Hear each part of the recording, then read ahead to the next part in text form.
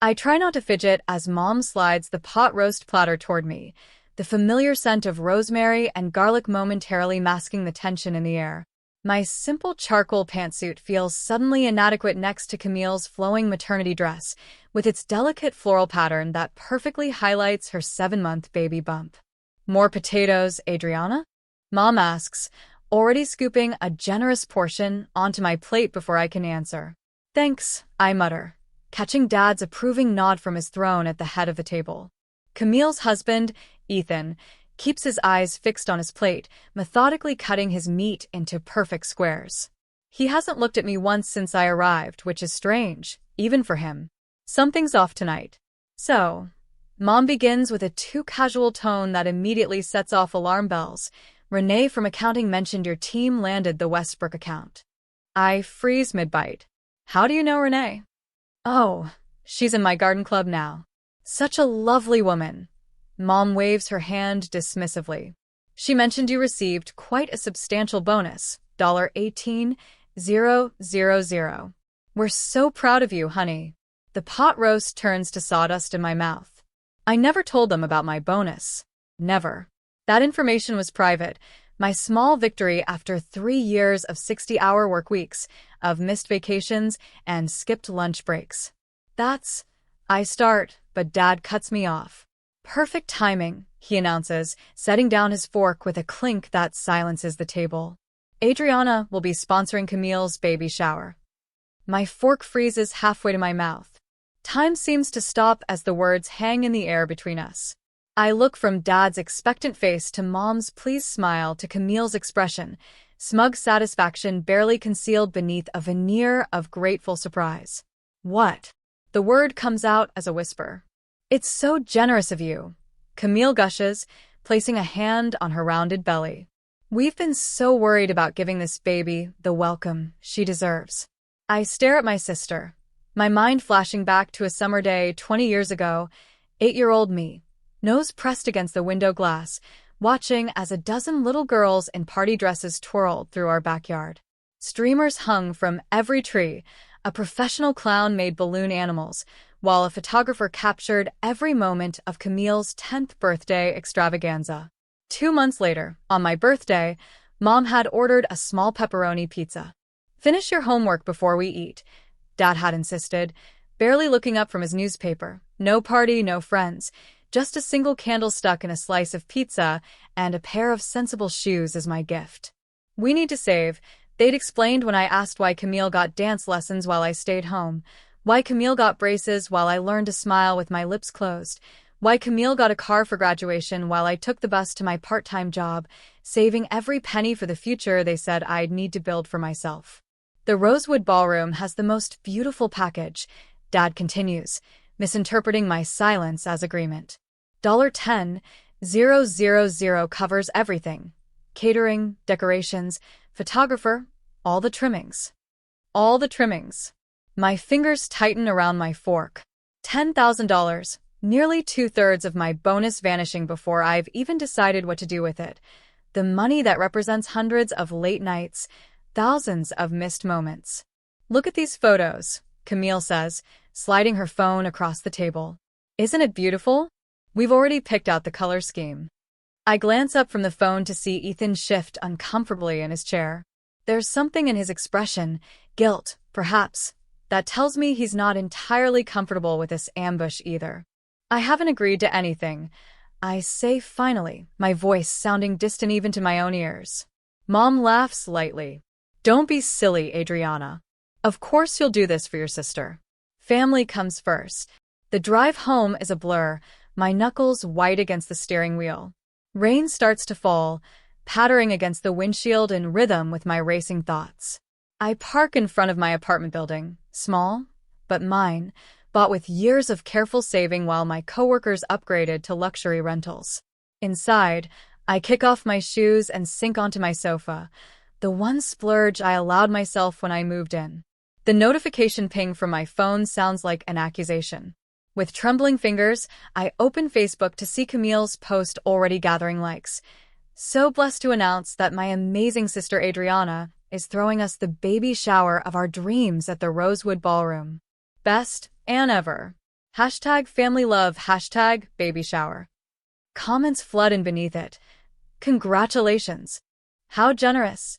What a wonderful aunt. I stare at the screen, a cold realization settling in my stomach. They've trapped me. To refuse now would make me the villain in a story they've already written, with a role they've decided I should play, just like always. The next morning, the phone rings at precisely 7:30 a.m., just as I'm stepping out of the shower. I already know who it is before checking the caller ID. Hi, Mom. I answer, tucking the phone between my ear and shoulder while towel-drying my hair. Just checking in, sweetheart, she chirps, her voice honeyed with false casualness. Did you sleep well? Fine. I lie.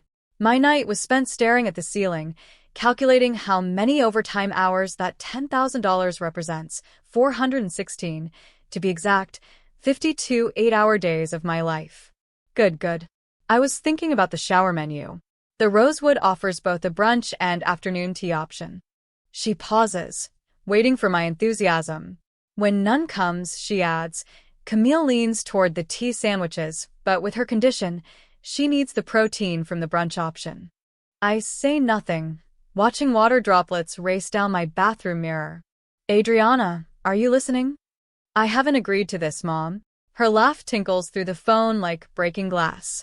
Don't be difficult, dear. Your father is stopping by your office today with the brochures. The call ends before I can protest. I grip the sink edge, knuckles whitening as I stare at my reflection. The woman looking back at me appears calm, controlled, the mask I've perfected since childhood. At work, I'm reviewing quarterly projections when Jessica pokes her head in. Someone's here to see you. Your dad. My stomach tightens. Thanks. Dad stands in the reception area, his golf tan making his teeth appear unnaturally white when he smiles. Under his arm, a leather portfolio bulges with what I know are the promised brochures. Busy day? He asks, settling into the chair opposite my desk without waiting for an invitation. Always. He slides the portfolio across my desk like he's closing a business deal. Martha and I took the liberty of narrowing down the options. Inside are glossy photos of the Rosewood Ballroom draped in various pastels, elaborate centerpieces, and custom-printed napkins. Paperclipped to the last page is an itemized invoice for $10,000, with my name already filled in as the responsible party. You've already done the consultation, I say, the statement flat. Naturally. The venue books quickly. These packages move fast. He taps the invoice with his manicured finger. The deposit deadline is the 15th of October. That's 3 weeks away. Correct. He stands, straightening his golf shirt. Camille is very excited. She's calling it her daughter's first party. After he leaves, Jessica finds me staring blankly at my computer screen. Everything okay? She asks, placing a coffee on my desk. My family expects me to spend $10,000 on my sister's baby shower. Jessica's eyebrows shoot up. The same sister who posted that ridiculously tone-deaf engagement photo shoot on a yacht last year? I nod, remembering how Camille had captioned those photos. Dreams come true when you're loved the most. The unspoken comparison had stung then. It stings now. That's insane, Jessica says. Tell them no. I wish it were that simple. They've already announced it online, made appointments, selected a venue. Jessica perches on the edge of my desk. So that's their problem, not yours. Her words hang in the air between us, a foreign concept I can barely grasp. That evening, I find an envelope in my mailbox. Inside is a handwritten note from Camille, accompanied by a sonogram picture. Baby girl already loves her Auntie Adriana. We're so blessed you're giving her the welcome she deserves. The Rosewood needs your credit card information for the deposit. Mom said you wouldn't mind if we use the one they have on file from Dad's birthday dinner. Love you. My phone pings with a text from my cousin. So excited for Camille's shower. My flight lands at 2 p.m. that Saturday. Can you pick me up, or should I Uber to the venue? The walls close in as I realize how thoroughly they've trapped me. Another ping, a private message from Ethan. I'm sorry about all this, Adriana. I tried to suggest something smaller, but you know how Camille gets. Please help us this once for family harmony. I promise to make it up to you. The next morning, a knock at my door reveals Mom holding a small white bakery box tied with pink ribbon. I brought breakfast, she announces, breezing past me into my apartment. She places the box on my coffee table and opens it with a flourish, revealing a single slice of 3-layer chocolate cake from Belvoise, she says, naming the upscale bakery that catered all of Camille's childhood celebrations. I ordered the full cake for the shower tasting, but thought you might like a sample. She hands me a plastic fork. The cake looks exactly like the one from Camille's 10th birthday, the party I watched through the window. For adults, a small slice is enough, Mom says, watching me take a tentative bite. Children deserve the big cake, don't you think? The chocolate turns to ash in my mouth as memories surface. Camille blowing out candles on entire cakes while I received my beautiful slice. Camille unwrapping mountains of gifts while I received my practical one. Camille's dreams nurtured while mine were deemed impractical. It's delicious, I lie. After she leaves, I sink onto my sofa, the remainder of the cake slice sitting untouched on my coffee table. Tears slip down my cheeks as I realize I'm still that little girl with her nose pressed against the glass, watching someone else's celebration from the outside. My phone rings, my therapist, Dr. Levine, returning my urgent call from this morning before my mother came. Tell me what's happening, Adriana, she says. The words pour out. The dinner ambush, the invoice, the credit card, the social media announcements. As I speak, the scattered pieces of my life form a pattern I've never fully acknowledged. They've always done this, I whisper, the realization both devastating and oddly freeing. They've always expected me to give while Camille takes. And what do you want to do about it? Dr. Levine asks. I glance at the calendar, where the 15th of October looms, the deposit deadline, the date when I'll either surrender my hard-earned bonus or finally stand my ground. I don't know yet, I admit. But for the first time, I allow myself to imagine saying no. That night, as hourly texts from Camille light up my phone with shower color schemes and guest list additions, I lie awake reviewing my life of acquiescence. Each time I gave in, each yes that should have been no, each sacrifice that went unnoticed while Camille's smallest efforts were celebrated. As dawn breaks, I realize this isn't just about money. It's about my worth. And for once, I need to value myself first. Camille's latest Instagram post appears on my phone screen at 6:12 a.m., jolting me awake better than any alarm. Her perfectly filtered ultrasound photo is captioned, "Can't wait for baby shower details." Aunt Adriana's special gift is going to make this celebration unforgettable. #bless family, #generous aunt. I stare at the ceiling, counting the hairline cracks I've memorized over sleepless nights. 47 comments already, each one another brick in this prison they're building around me. At work later that morning, my phone buzzes again. A text from Jessica. Did your mom just call the office asking for my help with surprise elements for a shower? The betrayal burns fresh. They're reaching into every corner of my life now. The morning crawls by in a fog of spreadsheets and client calls. At lunch, my boss, Diane, stops by my desk, concern creasing her forehead. Robert Reynolds was in the lobby earlier, said he needed to drop something off for you. My stomach twists. My father? She nods, sliding a glossy brochure across my desk. Mention something about your commitment to his golf buddies. Everything okay? The Rosewood Ballroom brochure gleams under fluorescent lights, someone having helpfully circled package prices in red marker. Family stuff, I mutter, shoving it into my drawer. Nothing important. Back in my apartment that evening, I pull out the bottom drawer of my filing cabinet. Beneath tax returns and insurance policies lies a simple manila folder. Inside, the deed to my apartment. I trace my signature on the document. 2 years ago, the down payment represented 1,842 hours of overtime, weekends when Camille was posting beach vacation photos, holidays spent alone with microwave dinners while they gathered without me. Too small, Mom had said when she first visited. Why not rent something nicer in the meantime? Such a waste to buy before you're settled with a family, Dad had added, not bothering to hide his disappointment. I pull out my work calculator, $10,000. Exactly how many hours of my life? How many skipped lunches and postponed doctor appointments? My fingers find the small photo tucked into the folder's pocket. Me on my 25th birthday, standing alone in my kitchen. A whole chocolate cake with thick frosting sitting before me. The first entire cake I'd ever bought just for myself. No slices, no sharing. Mine.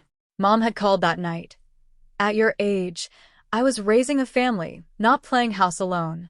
I'd cut a sliver of cake after hanging up. Old habits. The next morning, Diane calls me into her office. I expect questions about the Westbrook account, but instead, she gestures to the chair across from her. My sister tried the same thing when I got my first bonus, she says without preamble. Suddenly needed help with my niece's college fund. My face burns. I don't. Family thinks your money belongs to them because they made you. She leans forward. But you made yourself, Adriana. That bonus? You earned every penny through work they never saw or valued. Her words follow me through the day, echoing as I push open the door to Magnolia Cafe, where Mom and Camille ambush me the next afternoon. They've already claimed a corner table, fabric swatches and ribbon samples spread across the surface. We've narrowed it down to sage green with gold accents, Camille announces as I slide into the chair across from them. The calligrapher needs the final guest count by Friday. Mom pushes a sample invitation toward me, my name prominently displayed as host, a price list clipped to the back. I stare at the delicate paper, feeling the walls closing in, the web they've spun so carefully around me, each thread another expectation, another assumption. Did you ever consider what I might want to do with my bonus? The question slips out quietly. They both freeze. Mom recovers first with a practiced laugh. Don't be silly, honey. What would you need it for? You don't have children to support. The simple truth of it hangs in the air between us. I don't matter as much because I haven't produced the next generation, my value measured only in what I can provide others. I'm going to use the bathroom, I say, standing abruptly. Instead, I walk straight out the cafe door, ignoring their calls behind me. For the first time in my life, I leave them mid-sentence. Back at my apartment, Jessica helps me draft responses to the barrage of texts from relatives. Keep it simple, she advises. No jade, justify, argue, defend, explain. Just, I won't be hosting the shower on repeat. My therapist, Dr. Kelly, role-plays the confrontation scenarios that terrify me most. What's the worst that could happen if they're angry? She asks. They'll cut me off, I whisper. And what would that actually mean in practice? I blink, realizing I've never examined this fear. They rarely call except to ask for something. Holidays are obligations filled with criticism. When was the last time any of them asked about my life? Saturday evening, a knock at my door reveals Camille, eyes puffy from what I suspect are strategic tears. But she's not alone. My neighbor, Tom, stands casually in the hallway, watering the shared plants. Everything okay, Adriana? He calls, not even trying to hide his protective stance. Just a family visit, I say, letting Camille in but leaving the door wide open. Her ambush turns into an awkward 15 minutes of small talk before she leaves, mission unaccomplished. Sunday morning, I walk into Sweet Dreams Bakery with a photo on my phone, the same ornate princess castle cake from Camille's 10th birthday party, down to the delicate sugar flowers and miniature drawbridge. Can you recreate this? I ask the baker, but just for one person. That evening, I sit at my kitchen table, the cake, an exact replica of Camille's childhood masterpiece, gleaming under my apartment lights. I slice a generous piece, the knife gliding through layers of vanilla and raspberry filling. The first bite dissolves on my tongue. I close my eyes, savoring the sweetness, without guilt or obligation. I take a photo of the cake, with my slice prominently displayed. For a moment, my finger hovers over the share button. Then I save it to my private album instead. This moment belongs to me alone. My phone pings with another message from Mom. I turn it face down without reading it. The truth settles around me, substantial as the walls of my small apartment, sturdy as the deed in my filing cabinet. I've spent a lifetime accepting crumbs from their table, believing I deserved nothing more. But I built this fortress myself, brick by brick. And within these walls, I make the rules. I cut another slice of cake, even larger than the first. On Monday morning, the spreadsheet glows on my laptop screen, each row a testament to years of financial imbalance. Column A, the date. Column B, the request. Column C, the amount. Column D, what Camille received in the same time period. $3,000 for Camille's graduation party, $200 for my card. I mutter, fingers flying across the keyboard. $5,000 toward Camille's wedding. My invitation arrived late. I've been at this for hours, excavating bank statements and credit card records like an archaeologist unearthing proof of a forgotten civilization. The civilization of Adriana Reynolds, family ATM. My phone buzzes. Mom, again, the sixth call today. I silence it without looking and return to my spreadsheet. The numbers don't lie. They never have. The final tally makes my stomach clench. $37,842 over the past 10 years. Nearly $40,000 of my hard-earned money funneled to the golden child while I lived on ramen and worked overtime. I open a new document and begin typing. To my family, after careful consideration, I will not be funding Camille's baby shower at the Rosewood Ballroom or any other venue. This is not negotiable. My financial decisions are mine alone to make. Any further attempts to pressure me will result in a complete communication break. Adriana. I read it over 3 times before hitting send. No justifications, no apologies, just facts and boundaries. The moment I click send, I feel lighter somehow. An hour later, the doorbell rings. Dad stands on my doorstep, face flushed red above his golf shirt. He doesn't wait for an invitation, pushing past me into my living room. What is this nonsense? He waves his phone at me. Your mother is in tears. I meant what I wrote, I say, surprised by the steadiness in my voice. This isn't how we raised you. He paces my small living room, examining my possessions with obvious disapproval. Family supports family. Family? I say. Exactly. When has my family supported me? He stops, mouth opening, then closing. For the first time in my life, my father has no ready answer. I have a meeting with a client, I say, holding the door open. I need to leave for work this afternoon. His eyes narrow. This isn't over. Actually, it is. At work, I create a new email folder labeled Family and set up auto-forwarding rules. Every message containing shower, selfish, or your sister gets filtered away from my main inbox. Jessica from accounting notices my determined clicking. Family drama? She asks, leaning against my cubicle. Family financial exploitation. I correct her, feeling a strange liberation in saying it aloud. My phone vibrates with a text from a number I don't recognize. This is Kathy Miller. Remember me from high school? Your mom called about Camille's shower. I block the number without responding and add another rule to my email filter. By lunchtime, Camille has posted a tearful selfie on Instagram, devastated that some people care more about money than family. Please pray for my baby girl, who deserves to be celebrated. Hashtag abandoned during pregnancy, hashtag heartbroken. The comments flood in. So sorry. How could anyone do this to you? Family should come first. I close the app and take a deep breath. My rehearsed responses play through my mind like a well-practiced script. I've anticipated every guilt trip, prepared for every manipulation tactic. My phone buzzes again, Ethan. The credit card is maxed out. We can't make rent this month. Please, Adriana, just this once. I stare at his message, a cold realization washing over me. This isn't just about a baby shower. They're drowning financially, and I'm their only life raft. I'm sorry for your situation, I reply. I can recommend a financial counselor. N-O. 3 dots appear, disappear, appear again.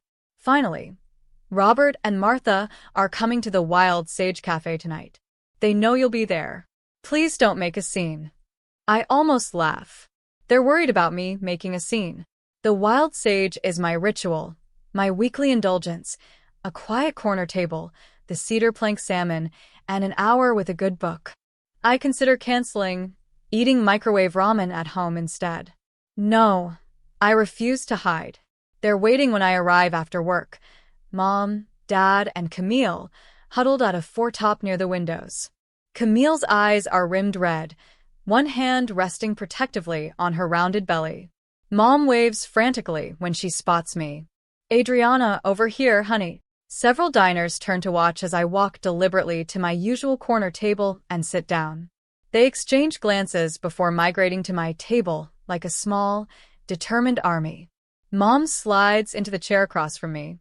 Dad stands at the table's edge, blocking my exit. Camille hovers at his side, sniffling dramatically.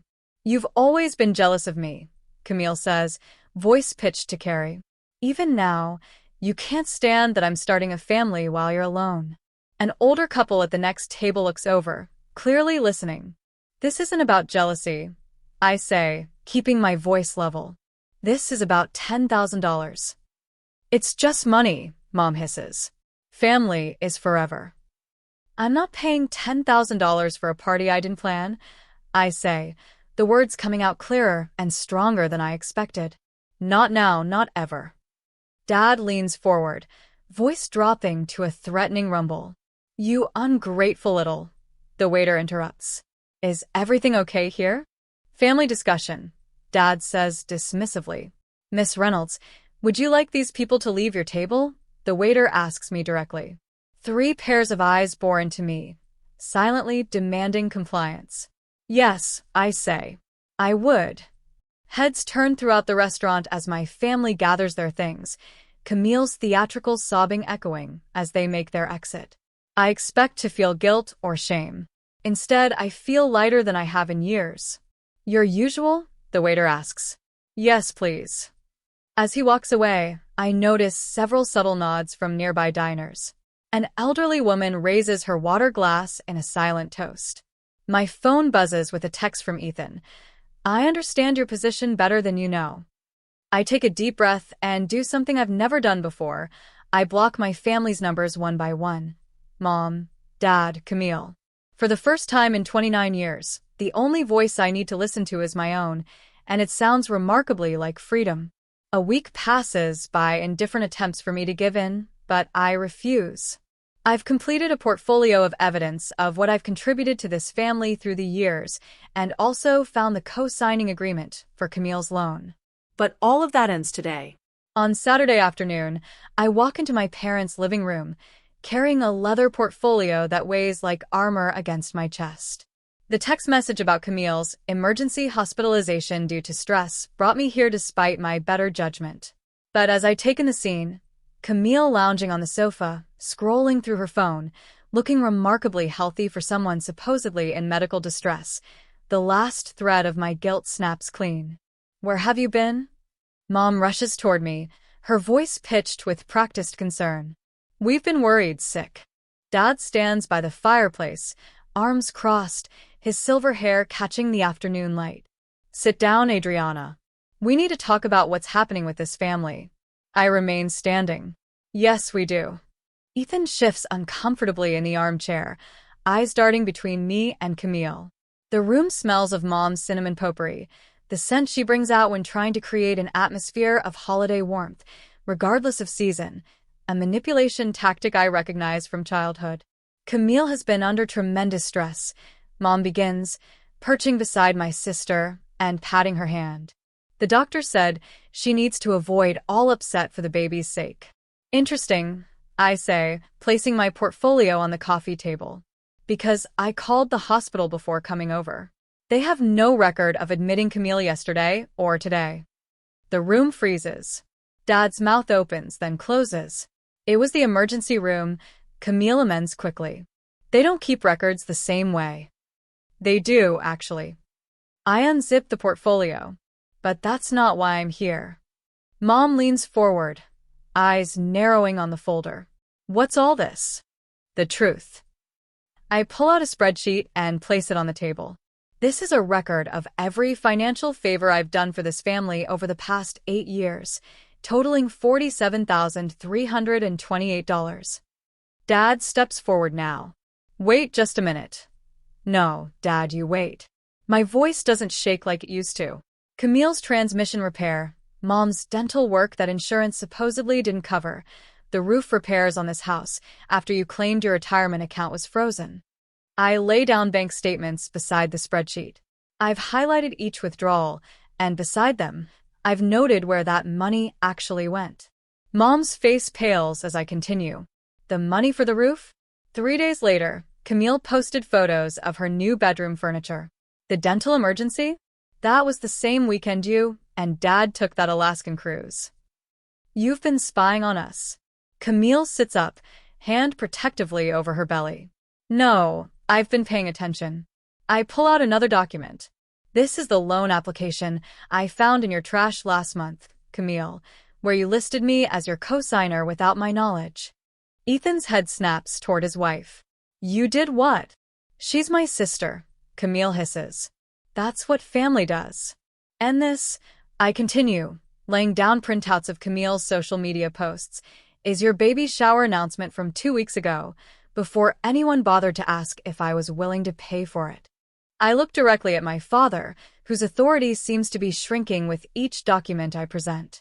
You've been using me as your emergency fund for years, taking from me while giving everything to Camille. That's ridiculous, Mom snaps, rising from the sofa. We've always treated you girls equally. The laugh that escapes me holds decades of hurt.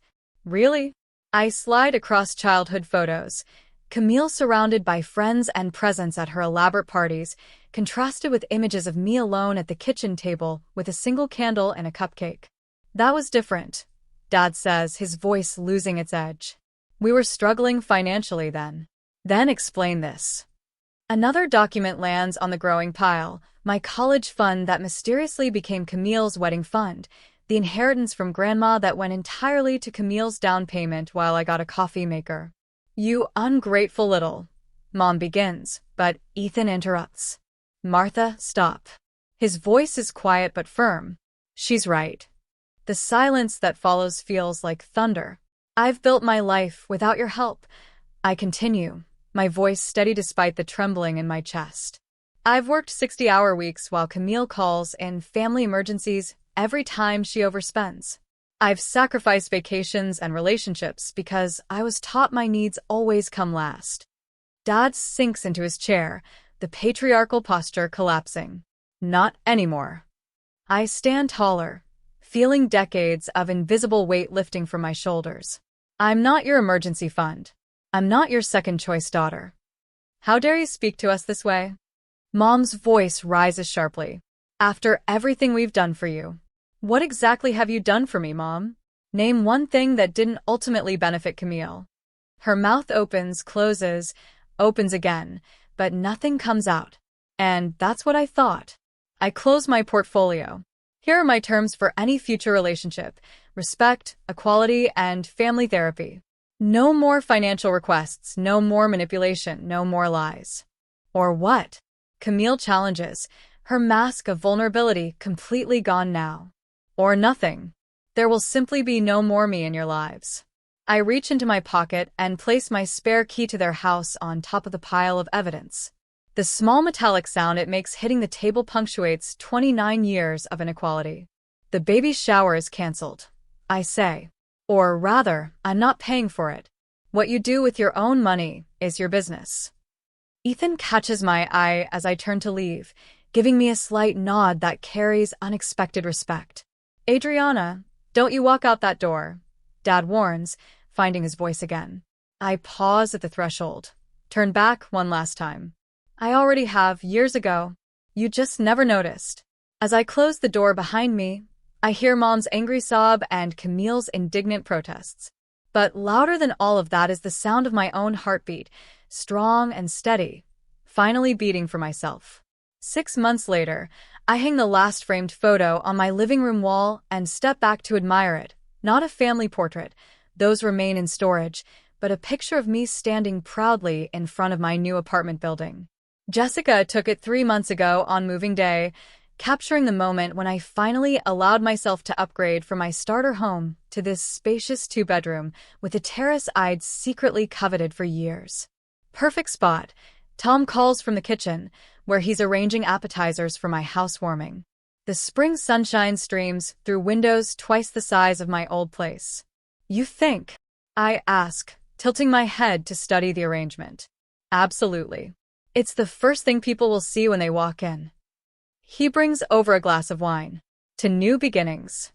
The doorbell chimes and I take a deep breath before opening it. No racing heart, no clenched jaw. The physical symptoms of family anxiety have faded over 6 months of therapy. Jessica enters with her husband, Mark, followed by colleagues from work and neighbors from my old building. Not a relative among them, yet the room fills with more genuine warmth than I felt at any family gathering. "Your donation helped fund our entire spring workshop series," says Leanne, my therapist's colleague, who runs financial literacy programs for women. 20 participants this session. I smile, remembering how it felt writing that check, using part of what would have been Camille's baby shower money to help other women learn what took me years to understand. Not guilt, not obligation, just quiet satisfaction.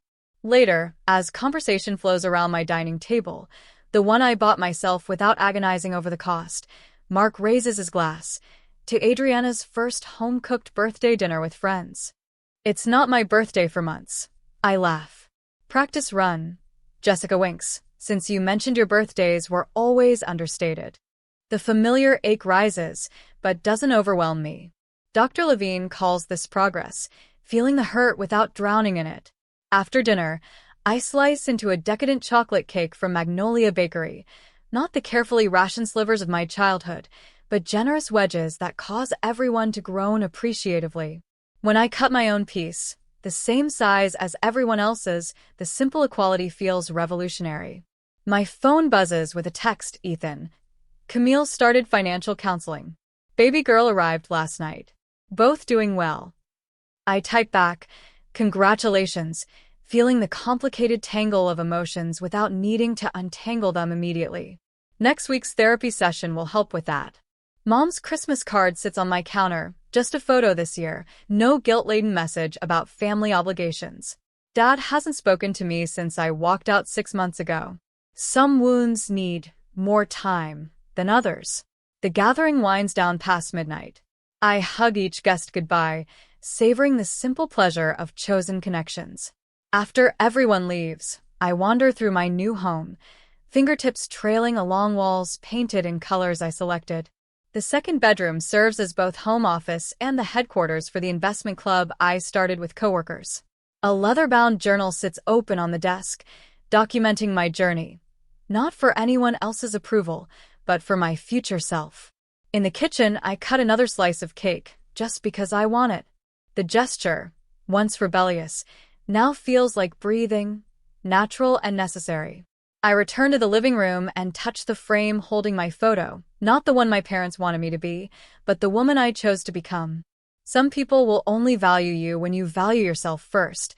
I whisper to the empty room that feels anything but.